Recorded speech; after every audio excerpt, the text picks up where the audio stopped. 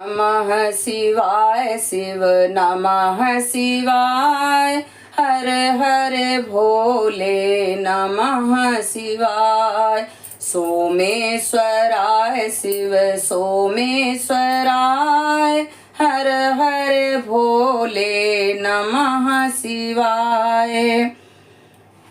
हर हर महादेव। दोस्तों, सरिता भक्ति भजन में आप सभी का स्वागत है। आइए हम शिव पुराण की कथा का श्रवण करें। चंचुला की प्रार्थना से ब्राह्मण का उसे पूरा शिव पुराण सुनाना और समय के अनुसार शरीर छोड़कर शिवलोक में जाकर चंचुला पार्वती की सखी एवं सुखी होना। ब्राह्मण बोले, नारी सौभाग्य की बात है कि भगवान शंकर की कृपा से शिव पुराण की इस वैराग्य युक्त कथा को सुनकर तुम्हें समय पर चेत हो गया है।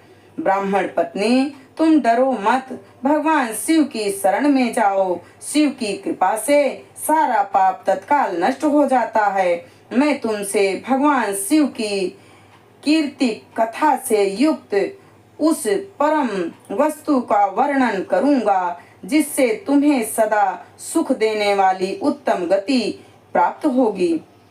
शिव की उत्तम कथा सुनने से ही तुम्हारी बुद्धि इस पश्चाताप से युक्त एवं शुद्ध हो जाएगी। साथ ही तुम मन में विषयों के प्रति वैराग्य हो गया है। तत्पश्चात ही पाप करने वाले पापियों के लिए सबसे बड़ा प्रायश्चित है।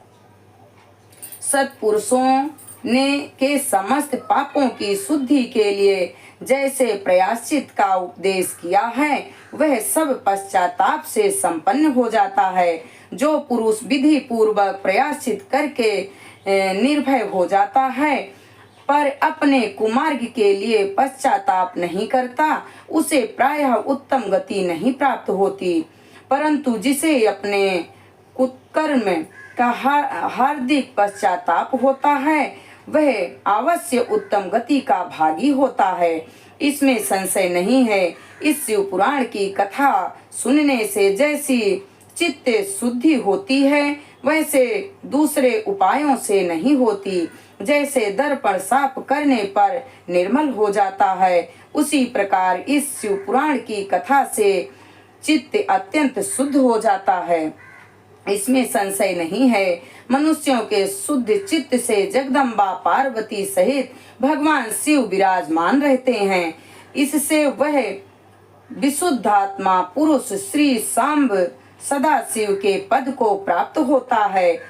इस उत्तम कथा का श्रवण समस्त मनुष्यों के लिए कल्याण का बीज है। मार्ग से इसकी आराधना अथवा सेवा करनी चाहिए। यह भव बंधन रूपी रोग का नाश करने वाली है। भगवान शिव की कथा को सुनकर फिर अपने हृदय में उनका मनन एवं चिंतन करना चाहिए। इससे पूर्णतया चित्त शुद्धि हो जाती है। ब्राह्मण पत्नी, इसलिए तुम विषयों से मन को हटा लो और भक्ति भाव से भगवान शंकर की इस परम पावन कथा को सुनो। परमात्मा शंकर की इस कथा सुनने से तुम्हारे चित्त की शुद्धि होगी और इससे तुम्हें मोक्ष की प्राप्ति हो जाएगी। जो निर्मल चित्त से भगवान शिव के चरणारविंदों का चिंतन करता है, उसकी एक ही जन्म में मुक्ति हो जाती है। यह मैं तुमसे सत्य सत्य कहता हूँ। सूत जी कहते हैं, सौनक इतना कहकर वे श्रेष्ठ शिव भक्त ब्राह्मण चुप हो गए।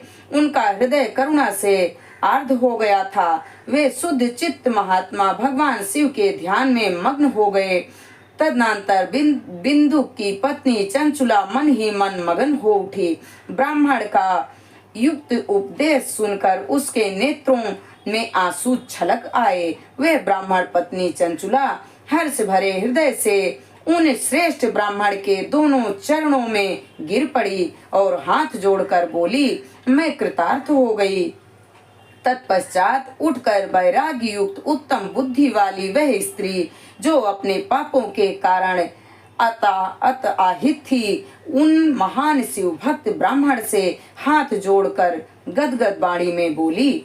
चंचुला ने कहा, ब्रह्मांड शिव भक्तों में श्रेष्ठ स्वामिन, आप धन्य हैं, परमार्थदर्शी हैं और सदा परोपकार में लगे रहते हैं, इसलिए श्रेष्ठ साधु पुरुषों में प्रशंसा के योग्य हैं।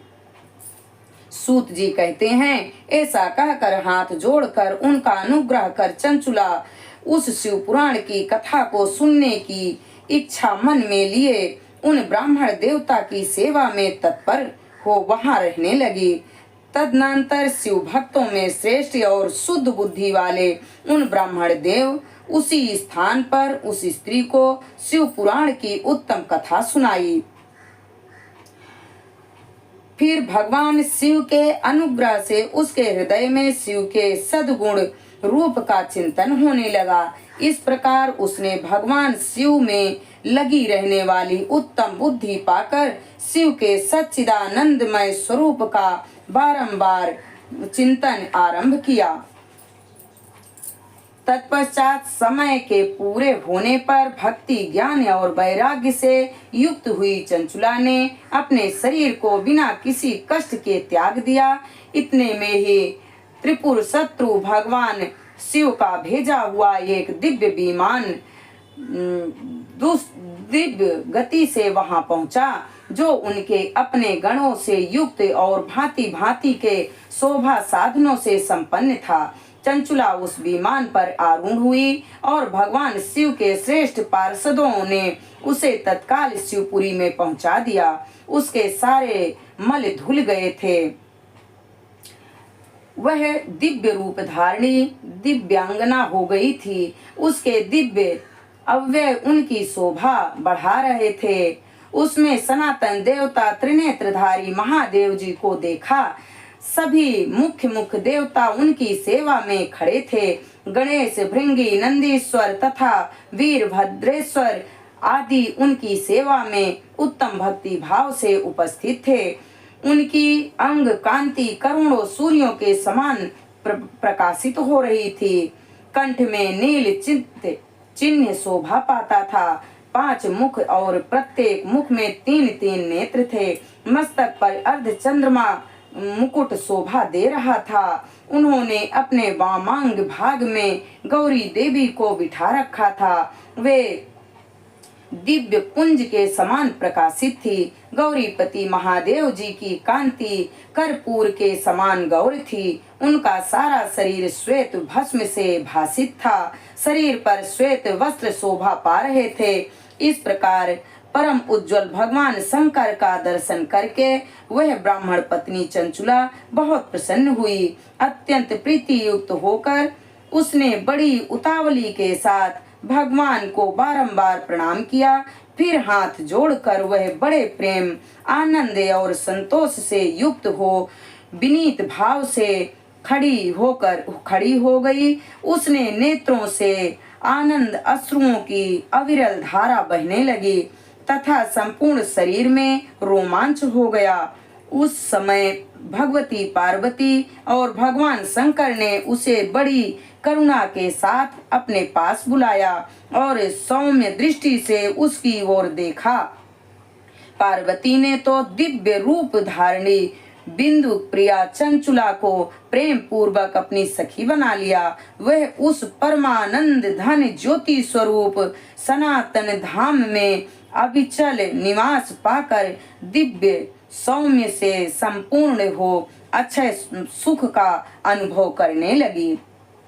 हम इस वीडियो को यहीं पर संपन्न करते हैं। आगे की जानकारी अगले वीडियो में। नमः शिवाय शिव नमः शिवाय, हर हर भोले नमः शिवाय, नमः शिवाय शिव नमः शिवाय, हर हर भोले नमः शिवाय। भूत भावन भगवान भोलेनाथ माँ पार्वती के चरणों में हमारा कोटि कोटि प्रणाम स्वीकार हो।